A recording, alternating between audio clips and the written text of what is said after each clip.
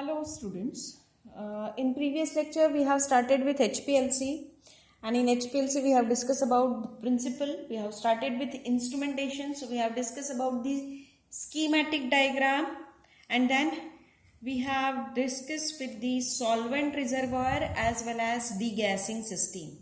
Hope that you don't have any problem in that.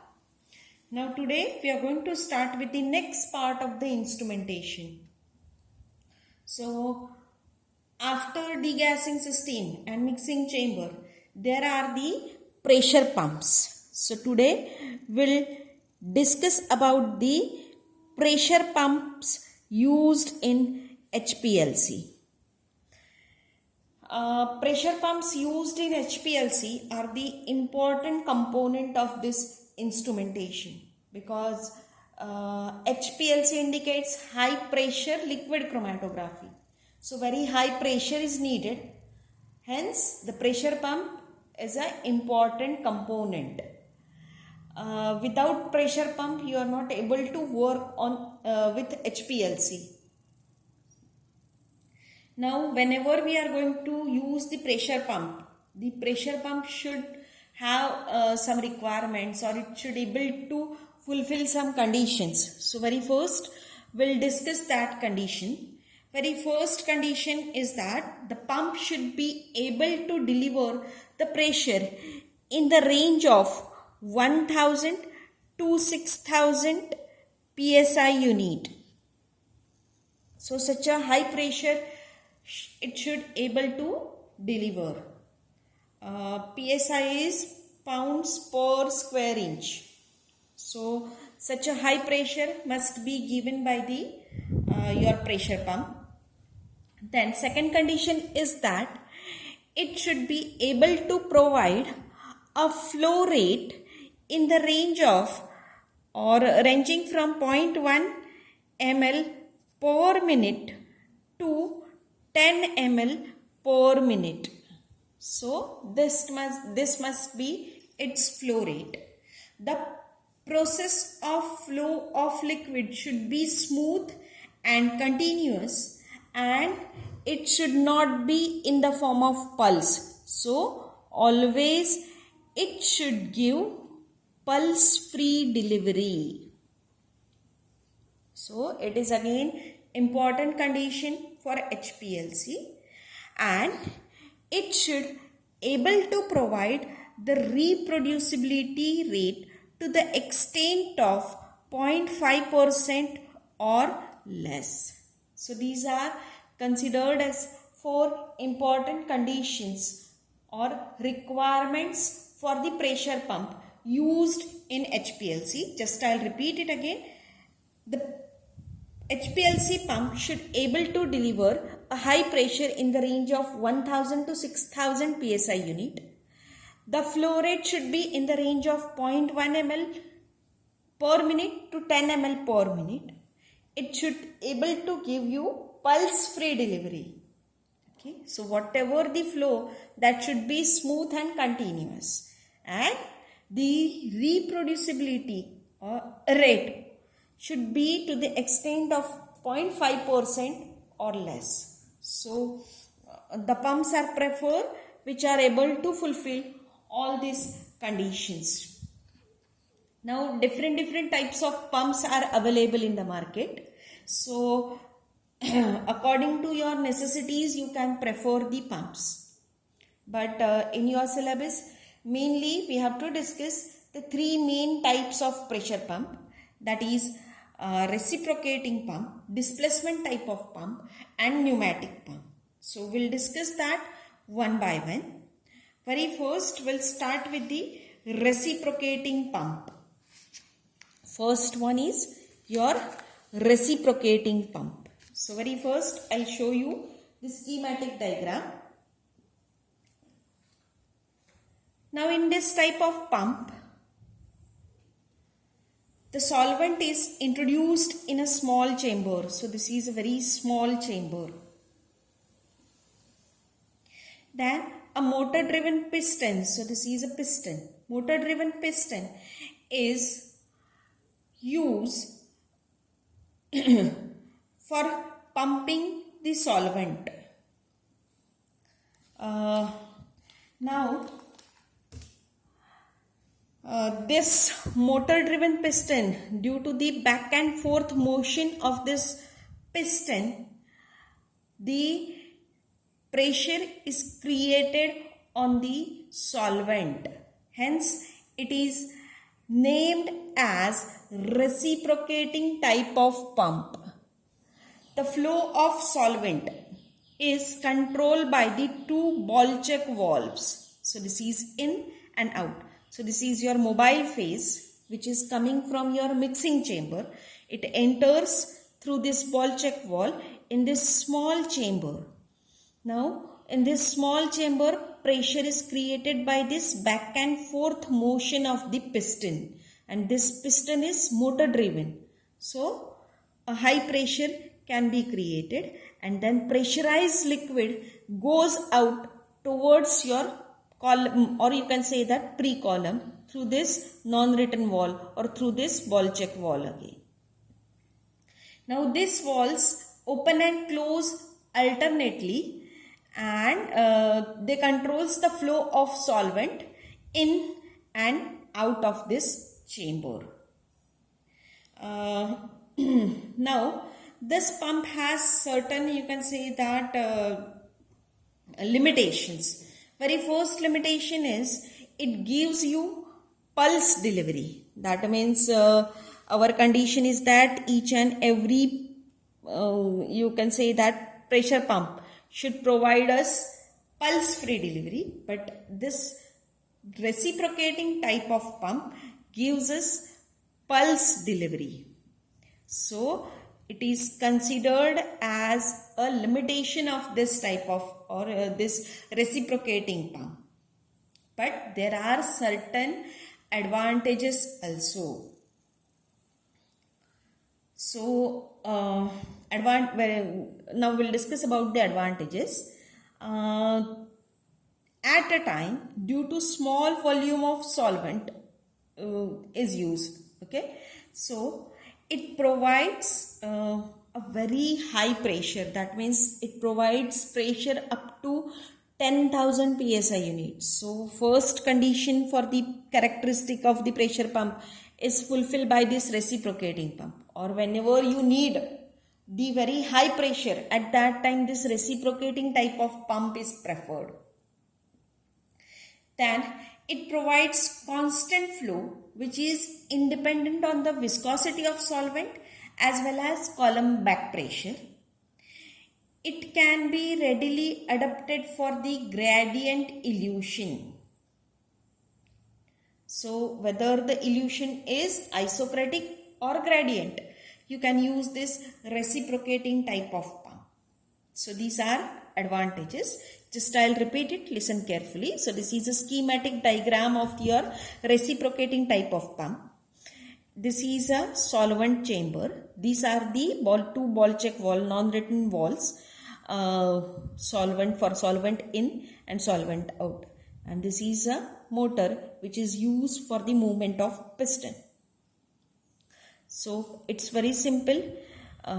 In a very small chamber, very first solvent is introduced. By using this motor driven piston, the pressure is created and highly pressurized liquid goes out towards your column.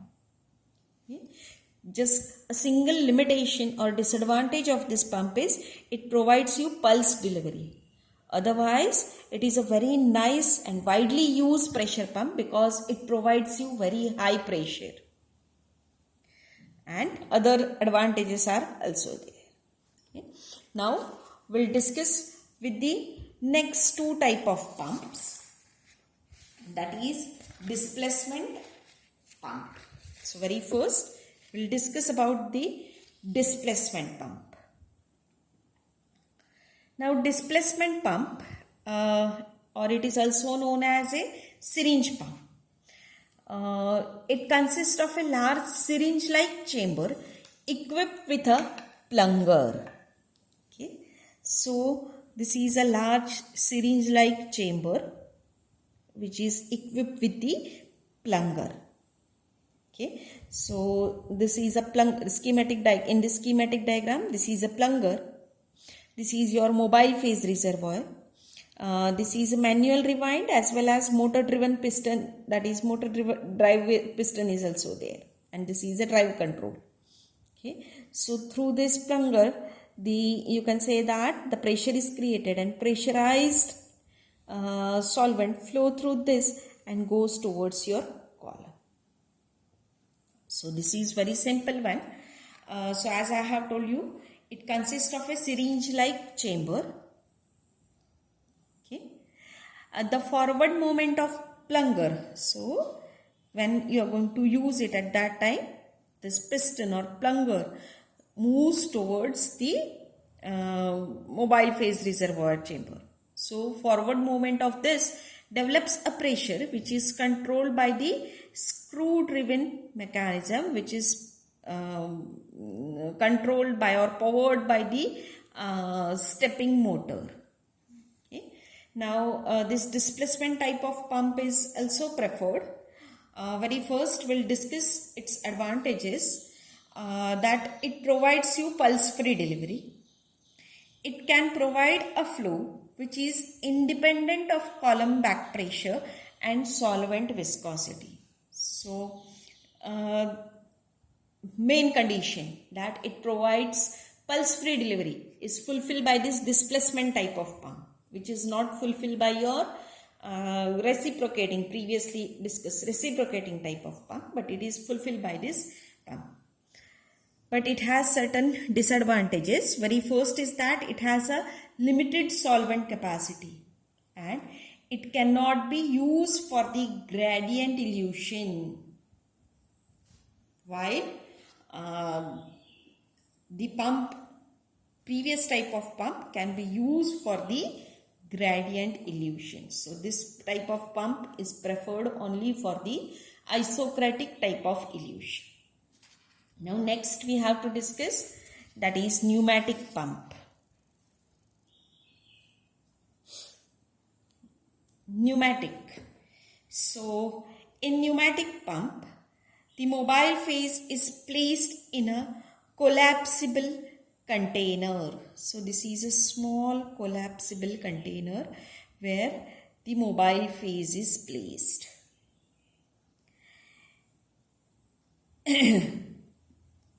Now this is a non-return valve, two non-return valve, which controls the flow of solvent.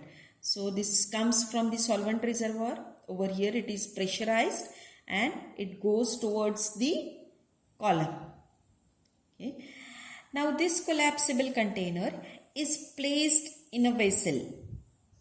Okay. So to the container the pressure is applied by means of this compressed gas. So air in and air out. So due to the compressed gas, what will happen?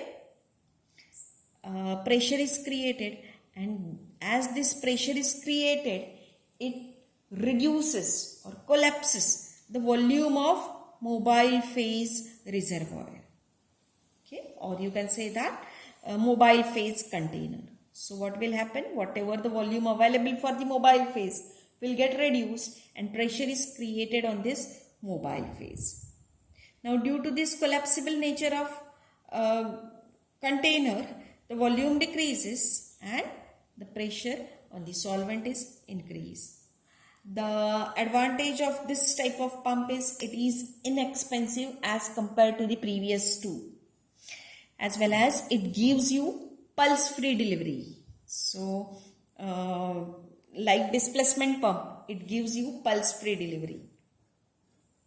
But this pressure pump has certain limitations also. Very first limitation it has a limited capacity with respect to solvent. Second, it is not able to provide you a very high pressure. That means it is able to provide you the pressure up to 2000 psi unit. So if you need a higher pressure than the 2000 psi unit, then it will not provide by your pneumatic type of pump. It provides a flow which depends on the column back pressure and the solvent viscosity also. So this is also a limitation of pneumatic pump, and it cannot be used for the gradient elution. So this is also a disadvantage of the pneumatic pump. So if you compare the reciprocating pump, displacement pump and pneumatic pump, then more better is reciprocating, and it is widely used because it gives you very high pressure, but it has a limitation that it gives you pulse delivery. But even nowadays that limitation is also overcome by using pulse damper. But in every pressure pump that pulse damper is not available. These two type of pumps gives you pulse free delivery, but though they provides you pulse free delivery, then too this two pressure pump also has some limitations. So according to your necessities, you can prefer any type of pump. Now next we have to discuss, that is next to pressure pump, there are the pre-column. Now what is this pre-column? Why it is used, that we'll discuss. So this pre-column is also known as guard column. This is also known as a guard column. So why it is known as a guard column?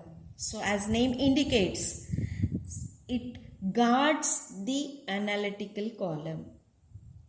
Therefore, or it protects the analytical column. Therefore, it is known as a guard column. So pre-column have same composition as that is used in analytical column, but the particle size is larger in pre-column as compared to the analytical column.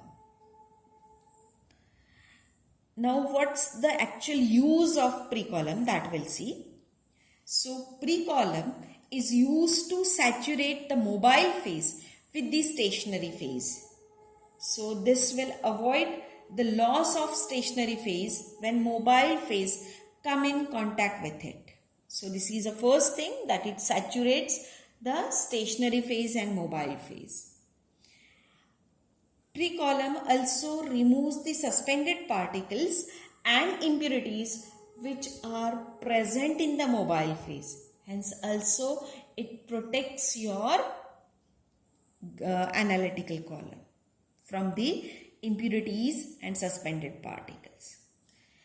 It will also help to remove those components that are irreversibly adsorbed on the column.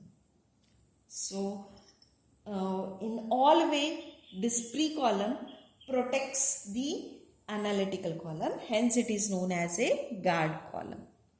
Now whenever the pre-column gets saturated, and that means whenever it gets saturated with the impurities and some suspended particles, and whenever we are not able to use it, or whenever it is not able to perform its function, then at that time it should be discarded and replaced with the new column.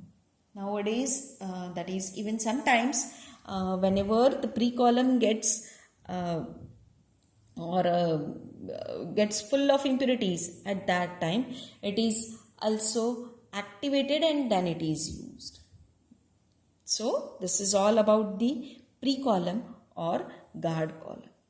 So in next lecture we'll discuss with the sample injection system and column. Thank you.